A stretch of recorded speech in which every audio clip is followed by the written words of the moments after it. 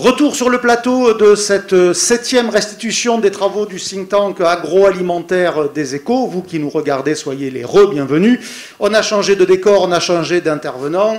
Vous avez sur la gauche de votre écran Baptiste Bagné, qui est associé chez PwC France, Jean-Baptiste Moreau, député de la Creuse, et puis Jean-Marie Serroni, agroéconomiste indépendant, et on va évoquer un sujet qui est pas neutre si on veut préserver notre capacité de production, c'est comment finance-t-on tout simplement cet outil de production qui va s'appeler la Ferme France. Et on a à distance, et on la remercie évidemment avec nous, Christiane Lambert, qui est en visioconférence depuis le siège de la FNSEA, je crois, en raison d'autres engagements. On la remercie d'avoir fait un petit break dans sa journée.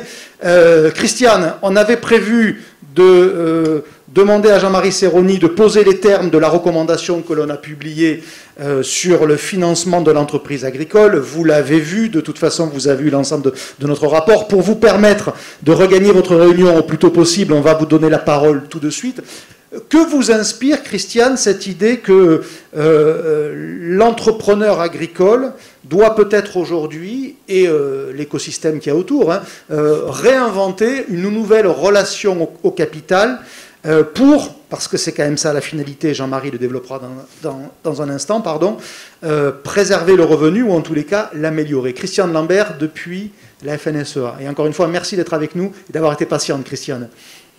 Merci, j'ai écouté le ministre, j'ai écouté les propos précédents. Merci pour l'intérêt de vos travaux, toujours très innovants. Alors, je maintiens que plus vert, c'est plus cher, parce que produire en France, ça coûte beaucoup plus cher. Je suis intéressée aussi par la taxe carbone ajoutée. Il ne faudra pas le compter le jambon partant de Pouzauges, il faudra le compter partant d'Espagne.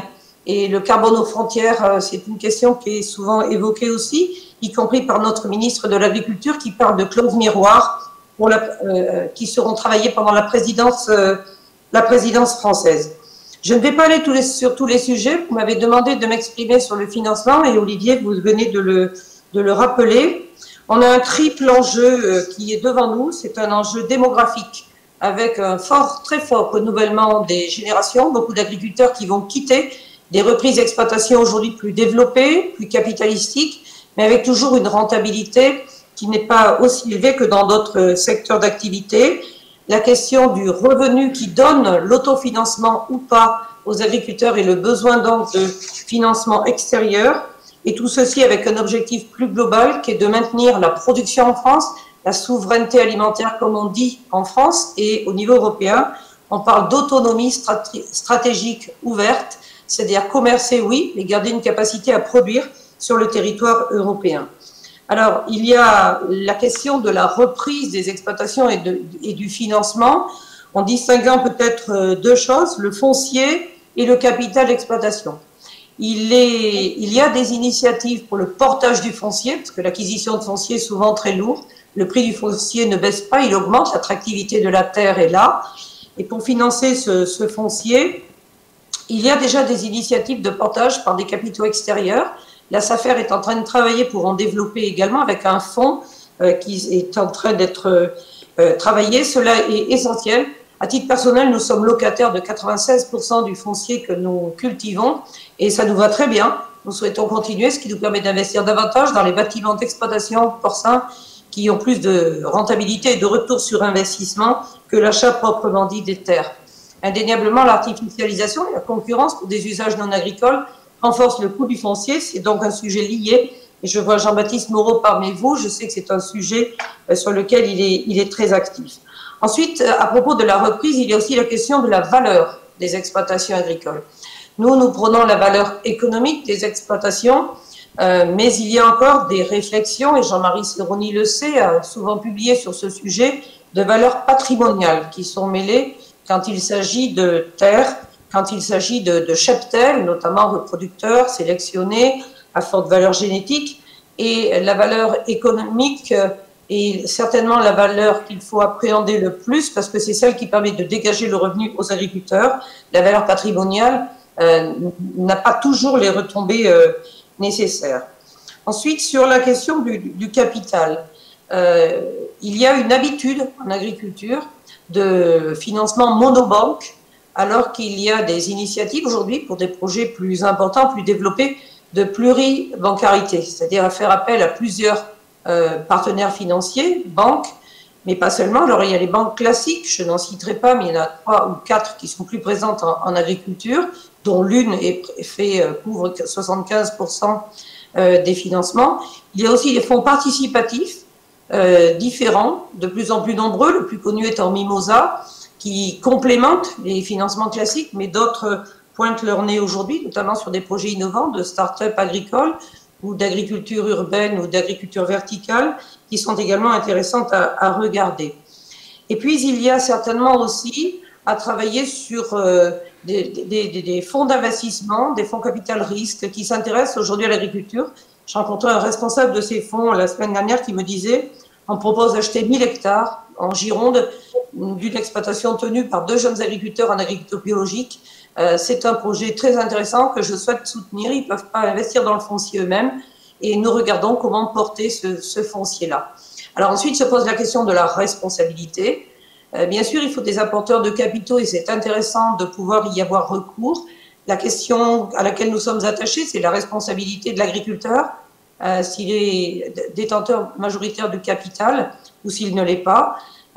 Selon qui sont les apporteurs de fonds. On voit aujourd'hui un certain nombre de grands distributeurs qui s'intéressent à des investissements dans des exploitations.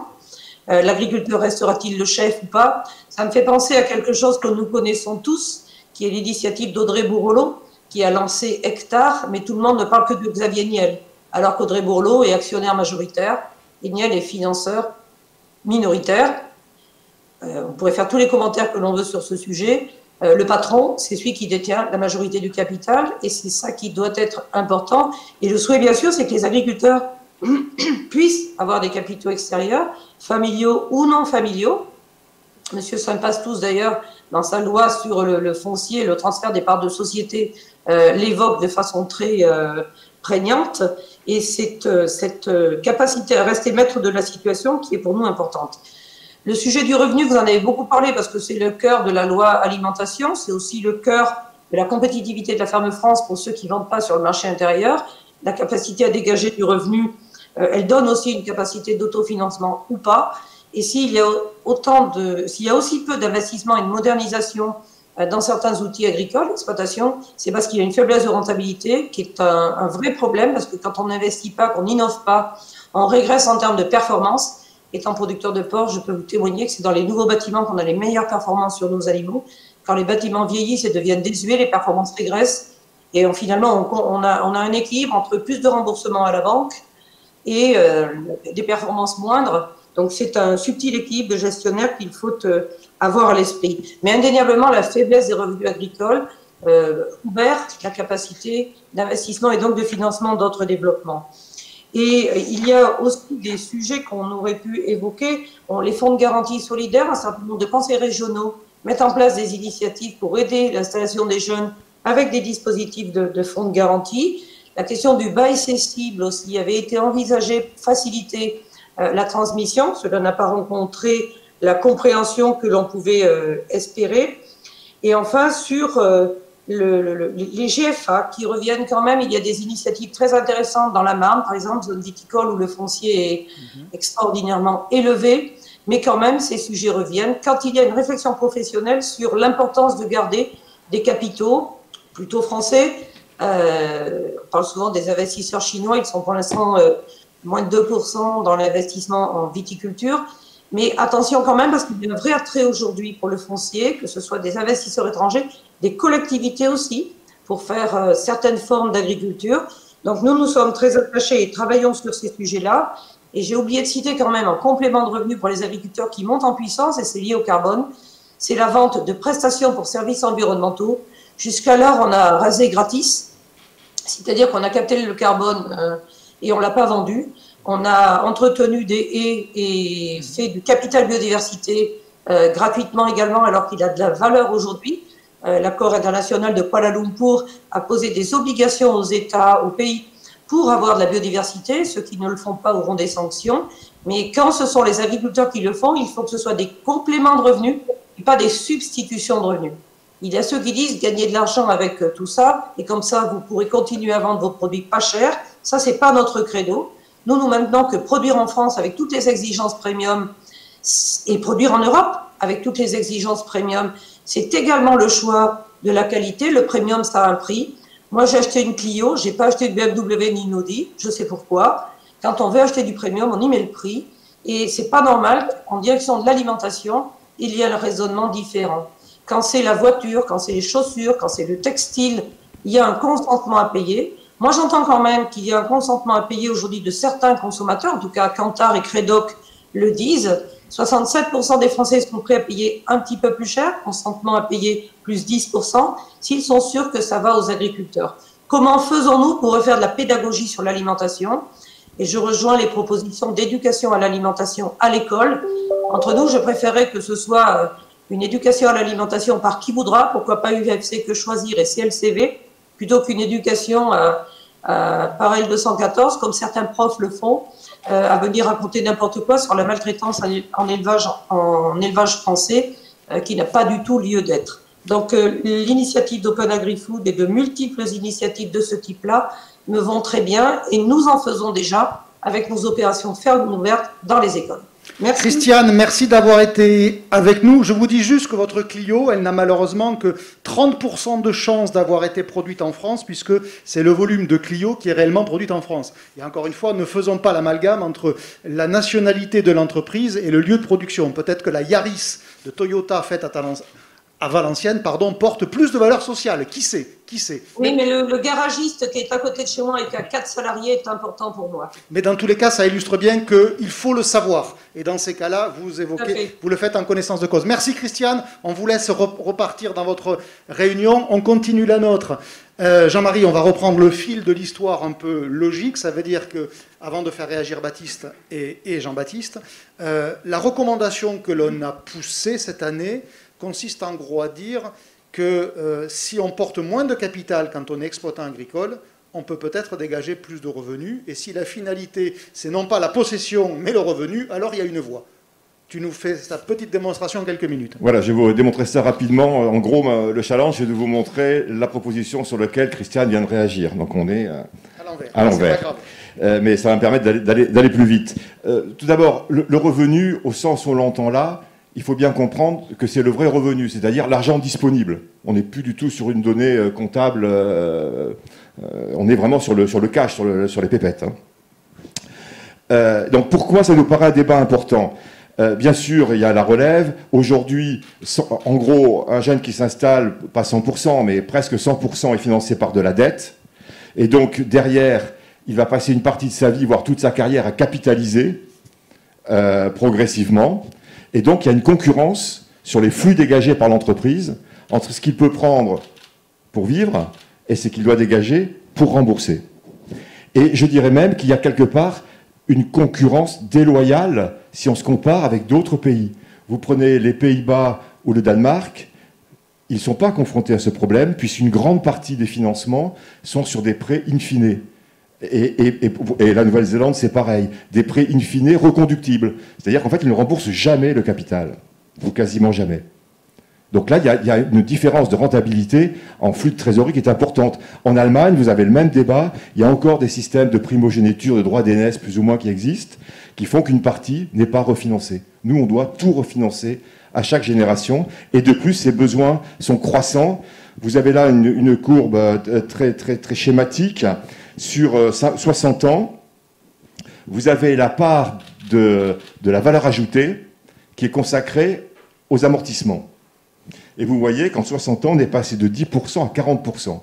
C'est-à-dire qu'on a 4 fois plus de part de valeur ajoutée produite sur l'exploitation consacrée aux amortissements. Donc c'est bien le reflet derrière d'une question de capitalisation de plus en plus importante.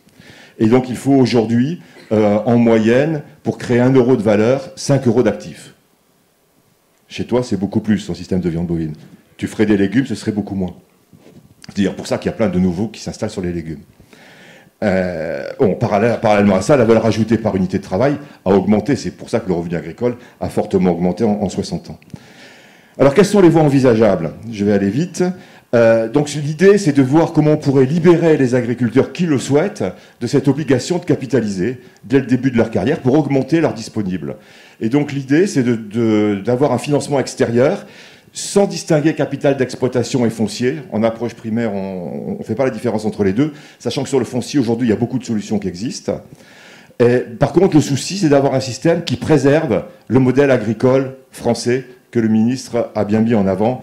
Donc, de trouver ce système de capitaux extérieurs qu'on associe souvent à de l'industrie, et là, qui soit compatible avec le soutien à notre modèle d'exploitation indépendante. Et donc, l'idée, c'est de créer des fonds d'investissement ouverts et dédié à l'agriculture. On se dit que ce ne serait pas forcément idiot que ce fonds bénéficie de la garantie du Trésor, comme il y a quelques années, les pré-jeunes agriculteurs bénéficiaient de la garantie du Trésor. Je ne sais pas si c'est encore le cas aujourd'hui, je ne suis plus trop sur le terrain, mais pendant longtemps c'était ça. Et de se dire que pour les particuliers, et c'est là qu'on a le lien avec le sujet général du think tank cette année, que les particuliers qui investiraient là-dedans bénéficieraient, comme dans d'autres systèmes d'investissement, d'un avantage fiscal à l'entrée, en contrepartie duquel le fonds investirait dans des exploitations correspondant à certains critères, soit de type d'exploitation, de système d'exploitation, soit de mode de gestion, notamment par exemple l'assurance climatique. Alors la première objection, en général, il dit mais c'est bien sympa, tout ça, on voit bien que tu n'es plus sur le terrain, c'est pas rentable. On sait bien que l'agriculture c'est pas rentable, donc c'est pas envisageable. En fait, c'est absolument faux comme raisonnement. Parce que là, je vous fais un schéma très simple, comme quoi rémunérer des capitaux extérieurs, ça revient en fait à ne payer que les intérêts d'un emprunt, et non pas le capital. Même si mécaniquement, c'est pas tout à fait ça. Une exploitation, là c'est des chiffres réels du ministère de l'Agriculture, une exploitation française en moyenne sans le foncier, c'est 165 000 euros de capitaux personnels et 110 000 euros de dettes. Sachant que l'exploitation moyenne aujourd'hui, c'est quelqu'un de 52-53 ans, hein, ce qui explique les capitaux personnels. Et ça dégage 60 000 euros de trésorerie. Et ces 60 000 euros de trésorerie, aujourd'hui, il y en a la moitié qui est consacrée à rembourser et la moitié qui est disponible. Si au lieu de 110 000 euros de dette, j'ai 100 000 euros de capital que je rémunère à 5%, ce qui permet avec l'intermédiation peut-être de rémunérer l'investisseur à 3% et quelque chose, ce que les gens cherchent aujourd'hui, ça me coûte 5 000 euros. Donc je dégage 20 000 euros de trésorerie en plus, sur la même exploitation, en ayant changé le mode de financement. Pour ceux qui nous écoutent et qui ne sont pas des férus de comptabilité, et notamment de comptabilité agricole, ça consiste à dire que vous occupez la maison de vos rêves en ne payant que les intérêts de l'emprunt et non pas le capital. Et non pas le capital. Et donc, effectivement, ça vous coûte beaucoup moins cher et il vous reste beaucoup plus pour vivre à côté et faire la bamboula dans la super maison. Voilà. C'est à peu près ça l'idée. Donc, ça ouvre plein de perspectives. Ceci dit, il y a énormément de freins à lever qui sont principalement psychologiques.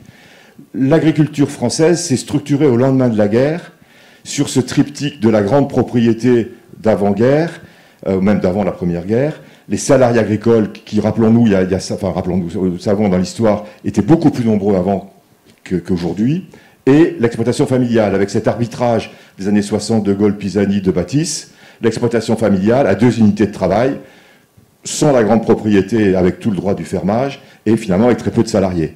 Et donc, on se dit, il faut qu'on trouve un système qui ne réveille pas ces vieux fantômes, où on reste dans ce système, même si l'exploitation familiale, elle a ses limites et elle a grandi en taille. Donc le premier frein, il est culturel. On ne touche pas à ces fantômes. Deuxième frein. Le deuxième frein, on ne crée pas de nouveaux tabous. Et donc c'est l'idée de ce fonds, dans lequel investissent vous, moi, des familles, des gens, donc tout le lien avec notre ROCO, mais également des entreprises de transformation, des entreprises de distribution, dans un fonds. Ils n'investissent pas directement dans l'exploitation. Et des fonds, il peut y en avoir plusieurs, d'initiatives privées, avec un système d'agrément, vraisemblablement, s'il y a un avantage fiscal. Et puis il y a les agriculteurs, qui investissent bien sûr sur leur exploitation. Donc là, il faut trouver, par ce système de fonds, avec une certaine barrière d'étanchéité, on n'a pas l'investissement en direct, et on se dit, on ne crée pas de nouveaux fantômes. Donc les bonnes années, les éleveurs de porc, ils n'achèteront plus des appartements à Rennes et à Nantes, voilà. Ils achèteront des parts. Et il reste à affiner le troisième élément, les bons réglages de gouvernance. Donc je survole parce que là, c'est des chantiers à ouvrir si la puissance publique est intéressée par cette proposition. Concernant les particuliers qui investissent, il y a des questions de fiscalité, il y a des questions de la liquidité. Si le jour je veux revendre ma part, si j'ai un avantage fiscal, pendant combien de temps il faut que je détienne les fonds? Le fonds lui-même, il y a des questions de forme juridique, il y a sûrement des fonds existants qui pourraient être utilisés, mais vraisemblablement des freins, des questions de gouvernance, la question de la garantie publique, mais surtout, quel est le mandat d'actionnaire? Quel est le pouvoir du fonds sur l'exploitation agricole? Et c'est là qu'il y a un gros point de réglage sur lequel il faut travailler. Sur l'exploitation en elle-même, on a commencé avec Guillaume et son équipe à regarder. Il y a des questions de forme juridique qu'il faut sans doute modifier, notamment le pourcentage de capitaux extérieurs qui est limité aujourd'hui, qu'il faudrait décloisonner. Les critères pour bénéficier de ce fonds, et puis il y a des questions de droit rural, notamment le bail, toutes les questions du droit rural qui est lié à la personne physique de l'exploitant agricole, où là on a une limite. Il faudrait sûrement, mais ça, Jean-Baptiste et ses collègues députés trouveront, il y a quelques petites modifications à faire. Et enfin, sur le dernier, qui est l'exploitation agricole, c'est le pendant du mandat d'actionnaire, c'est quels sont les droits que l'agriculteur doit par rapport à son investisseur. Et quels sont les audits qu'il doit accepter, quels sont les regards qu'il doit accepter, tout en restant, comme disait Christiane, le patron ou la patronne.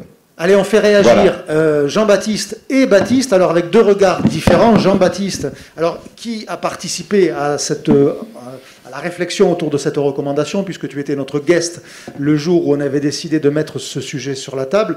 Est-ce qu'il y a un levier à creuser pour améliorer le revenu agricole grâce à cette relation différente au capital?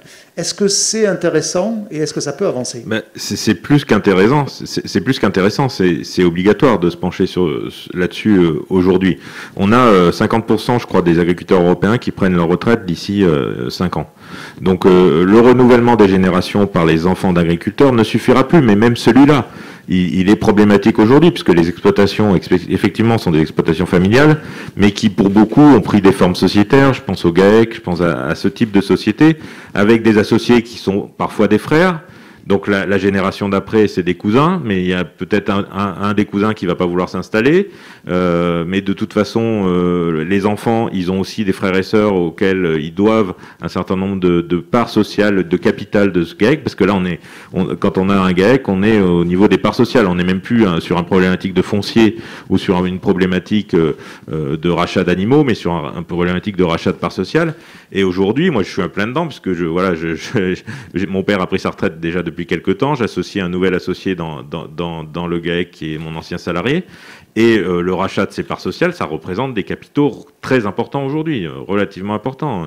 La moitié de la société, par exemple, c'est déjà plus de 100 000 euros de prêt. Pour un jeune qui est hors cadre familial, qui n'a pas forcément derrière lui de réserves financières énormes, les banques, elles suivent plus sur des rentabilités très faibles, comme l'a dit Christiane, au niveau d'exploitation agricole.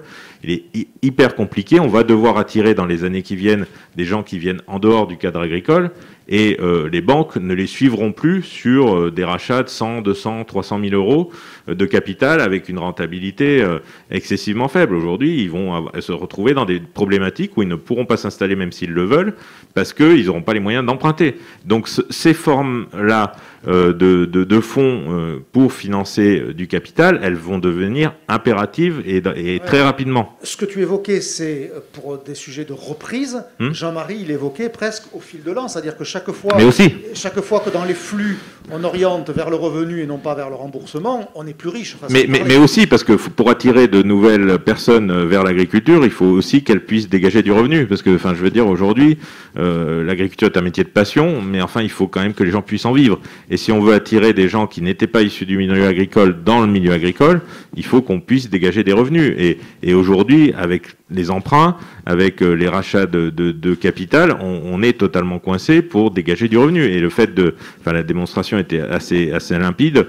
Si vous pouvez dégager 25 000 euros de revenus en plus sur une exploitation, ça motive déjà beaucoup plus un jeune à s'installer. Mais on ne capitalise plus. Mais on ne capitalise plus. Oui, mais c'est totalement hypocrite cette notion de capitalisation, parce que les générations précédentes, elles capitalisent, mais en fait, si c'est le fils unique qui prend la suite, le capital, il est jamais valorisé, puisque le capital, il est transmis comme ça, de façon immatérielle. Et de toute façon, capitaliser, c'est bien beau, mais si vous n'avez pas de repreneur derrière, vous capitalisez rien du tout, puisque votre exploitation, elle part à la découpe avec les voisins qui s'agrandissent, et au final, le capital, vous le valorisez pas du tout, voire très peu, parce que dans les années qui viennent, on va être dans ces problématiques-là, où on a déjà des exploitations, notamment nous, dans nos zones d'élevage relativement conséquentes, et les gens sont à la limite de ne plus pouvoir s'agrandir, parce qu'au-delà de 100 vélages par tête de pipe, vous ne pouvez pas techniquement faire face. Donc l'agrandissement, il a une limite et il risque d'y avoir des exploitations qui ne trouveront plus de repreneurs et de preneurs. Et dans ce cas-là, votre capital, c'est zéro. Il vaut Donc là, zéro. ce qu'on entend, c'est que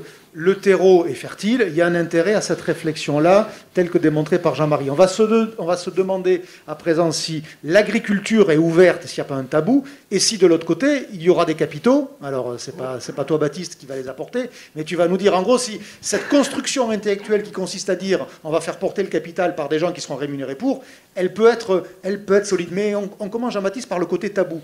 Culturellement, l'agriculture française est-elle prête à ce qui s'assimile quand même à une forme de révolution? Christiane, elle ne s'y est pas opposée, et qui ne dit mot consent, alors, mais elle aurait été farouchement contre, elle se serait levée. Bien sûr que ça va être compliqué, mais on n'a pas le choix. Enfin, je veux dire, c'est même plus une question de vouloir ou de pas vouloir. C'est si on veut maintenir des agricultures et pouvoir parler à l'avenir de souveraineté alimentaire en ayant des fermes encore à taille humaine, c'est-à-dire pas gigantesques à la mode mondiale, quoi. Les fermes dont le ministre de l'Agriculture parlait tout à l'heure, de 10 000 hectares ou de 10 000 têtes de bétail, il faut accepter, on est une anomalie mondiale au niveau de l'agriculture, et si on veut la pérenniser, moi je souhaite qu'on la pérennise, il faut qu'on trouve d'autres systèmes que les systèmes qui ont préexisté et qui vont dans le mur, tant au niveau du revenu agricole qu'au niveau de la transmission des exploitations. Donc il faut trouver des nouveaux modèles, c'est une nécessité. Et effectivement, les réglages vont être fins, parce qu'il faut effectivement pas que ces fonds servent uniquement de spéculation. Je connais le modèle notamment au Brésil, où vous avez beaucoup de fonds d'investissement. Bon, d'une part, certains fonds servent à blanchir de l'argent qui pas toujours très propre. Je pense aux barons de la drogue qui souvent se servent de ces fonds investis dans les exploitations agricoles pour blanchir l'argent. Mais aussi, il ne faut pas que ce soit uniquement dans des buts financiers, de savoir d'avoir une rentabilité maximum sans tenir compte des réalités d'exploitation. Il faut bien que le chef d'exploitation... Et au détriment de l'environnement. Et de l'environnement et de la préservation de l'environnement. Donc il faut vraiment que le chef d'exploitation garde la main et que ce ne soit pas uniquement des fonds à but spéculatif. Mais ça se règle, ça s'encadre. Et c'est le rôle de l'État de le faire, pour le coup, pour que ce soit bien l'agriculteur qui soit toujours... à des fins de production respectueuse de l'environnement, mettre sur son exploitation agricole, même s'il ne possède pas le capital. Mais effectivement, d'un point de vue... Mais enfin, on est dans une situation un peu hypocrite aujourd'hui, parce que certes, on possède le capital, enfin c'est surtout la banque qui possède le capital en fait, parce qu'on finit de rembourser son capital quand on arrive à la retraite, grosso modo. Donc tout le temps de sa carrière d'agriculteur, grosso modo, de toute façon, le capital, il est surtout à la banque. L'avis du technicien Baptiste Bagné, donc associé chez PwC, en charge de la grille et de l'agro, pourquoi c'est une bonne idée, cette recommandation-là, à tes yeux? Et question subsidiaire, est-ce qu'il y en a qui seraient prêts à mettre de l'argent, d'après toi? Alors, effectivement, bonne question, mais c'est vrai que de la même façon qu'il y a et qu'il y aura plusieurs types d'agriculture, on pourrait avoir plusieurs types de financement du foncier agricole demain. Et pas que du foncier, pas que du foncier. Pas que du foncier, mais du capital en général. Du capital en général, mais je pensais notamment au foncier aujourd'hui. Et quand vous êtes éleveur, c'est plus le cheptel que le foncier qui coûte. Ah, mais c'est que ça coûte une charolaise, hein, mon bon monsieur. Limousine encore plus. Oui, une limousine, pardon, excusez-moi. Mais c'est vrai que on n'est pas dans la bonne région. On a aujourd'hui un modèle finalement qui est assez prédominant, et dans le contexte de transition démographique, vous en parliez, on parle des sols, on parle de plein de choses finalement, re-questionner, réinterroger le modèle pour se dire comment demain, qu'est-ce que je peux envisager d'autre me semble pertinent, et pas pour remplacer forcément l'ancien modèle entièrement, mais plus dans une logique d'enrichir, de diversifier les options possibles qui s'offrent aux agriculteurs, notamment dans des contextes de reprise, notamment dans des contextes d'agrandissement. Et je pense que c'est plus une complémentarité de différents modèles qui pourraient exister. Vous l'avez dit, hein, il y a plein de freins, on en a parlé plusieurs, le frein culturel, le frein réglementaire, le frein des retraites aujourd'hui, on vous en parlait à l'instant, parce qu'aujourd'hui, la maison de vos rêves, en même temps, c'est en la revendant au début de votre retraite que vous pouvez financer les dernières années de votre vie. Donc il faut quand même intégrer toutes ces questions. Après, si on prend effectivement l'autre point de vue, le point de vue investisseur, finalement, on est dans un contexte aujourd'hui, on parle beaucoup des sols. On parle d'agriculture régénératrice, on parle des sols vivants, on parle de protection des sols. On est dans un contexte où, notamment sur le foncier, donc les sols, effectivement, la qualité des sols a été largement débattue ces dernières années. On est également dans un contexte de raréfaction des sols fertiles, des sols agricoles, notamment liés à l'artificialisation. C'est, je crois, à peu près 60 000 hectares par an depuis 40 ans qui disparaissent chaque année, donc c'est considérable. Et en même temps, des sols qui sont aussi un des leviers demain pour traiter la question du carbone, hein, au travers de la captation, avec notamment l'initiative 4 pour 1000, et il y en a plein d'autres. Donc clairement les sols, c'est pour ça que je parlais du foncier surtout, pour moi c'est vraiment un actif qui est aujourd'hui précieux. Et un investisseur demain, s'il a envie d'y aller, alors certes il va entendre du rendement, hein, vous avez donné des chiffres, mais il va aussi attendre finalement à valoriser son actif, donc le sol. Il va vouloir finalement protéger cet actif, lui apporter de la valeur et donc finalement pousser à promouvoir, voire à obliger à des pratiques agriculturales qui soient les plus durables possibles, les meilleures. Et d'ailleurs, il y aura un lien avec le rendement. Peut-être qu'il dira, OK, moi je mets des obligations, je veux que ça soit, que le mode de production soit celui-là. Par contre, j'attends un rendement peut-être un petit peu inférieur. Enfin, il faut assurer évidemment une cohérence entre les deux. Donc, ce que tu nous dis, c'est que le type de support pour ce placement, en l'occurrence le sol, a un intérêt quand même au-delà même du rendement. C'est ce que j'entends en fait. Oui, mais quand on voit enfin, je pense à Greenback, une agence de notation des sols que vous connaissez peut-être qui est apparue, pour moi, c'est vraiment symptomatique d'une montée en puissance de la thématique qui vise à dire l'actif foncier est un actif. Désolé, c'est pas un gros mot. C'est un actif, pas comme les autres, mais c'est un actif quand même. Et moi, je suis assez convaincu, effectivement, certains investisseurs seront intéressés par ce type d'actifs dans le futur. Un mot pour terminer cette séquence, Jean-Baptiste Moreau. Cette reco, elle est arrivée sur le bureau de Julien Denormandie. Qu'est-ce qu'on peut escompter? Qu'est-ce qu'il faut faire? Est-ce qu'il faut la pousser? Comment faire? Voilà, très court. C'est quoi l'avenir de cette idée-là? Moi, je pense qu'il faut s'en saisir. Alors, vous dire qu'on va s'en saisir dans l'année de mandat qui nous reste, ça va sans doute être compliqué. Mais par contre, je pense qu'il faut s'en saisir rapidement parce que ça va... Je vous dis, c'est d'ici 5 ans qu'on a 50% qui partent. Donc, c'est d'ici 5 ans où il faut trouver des moyens de reprendre nos exploitations parce que sinon, parler de souveraineté alimentaire, ce sera totalement illusoire. On n'aura plus de capacité. On n'aura plus la capacité. Une fois qu'on l'a détruite, on sait qu'on la reconstruit que très difficilement. Et de plus, en plus, on a un certain nombre d'investisseurs aujourd'hui et qui sont pas forcément hyper bienveillants, qui sont prêts à venir investir justement dans nos sols agricoles qui sont encore relativement bien entretenus par nos agriculteurs et donc qui sont encore riches. Et donc si on prend pas à la mesure des choses, on risque de se faire doubler assez rapidement par des investisseurs qui n'auront pas forcément les bonnes intentions que nous on peut avoir avec cette proposition-là. Donc pour moi, il y a un cadre législatif à mettre en place, hein, c'est sûr, parce que ça n'existe pas. Et il y a un travail à faire avec le monde agricole aussi pour créer les bornes et pour tout définir, parce que il faut que ce soit accepté. Effectivement, il n'est pas question de remplacer totalement le modèle précédent, mais c'est un complément qui est aujourd'hui, à mon avis, assez indispensable si on veut demain assurer notre souveraineté alimentaire française et européenne. En tous les cas, on mettra ça au menu de ce dont je vous parlerai pour terminer, qui va s'appeler quelque chose comme le grand oral de la présidentielle, où en fait on invitera les candidats à venir partager avec nous, devant les membres du think tank, sur leur vision de l'agriculture, de l'agroalimentaire et leur positionnement par rapport à nos recommandations. Et celle-ci, possiblement, en fera partie. Merci à tous les trois, Baptiste Bagné, Jean-Baptiste Moreau et Jean-Marie Serroni. Vous qui nous regardez, on se retrouve dans 30 secondes.